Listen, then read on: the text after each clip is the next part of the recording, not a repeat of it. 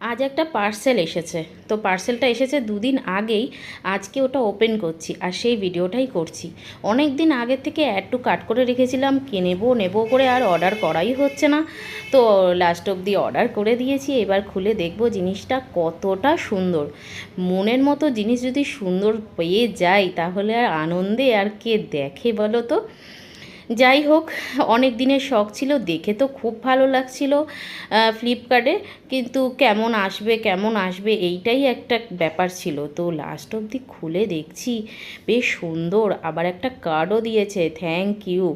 তো যাই হোক, চলো আগে এই প্যান্টটা খুলি। এটা জামা আর প্যান্টের মানে সেট আর কি।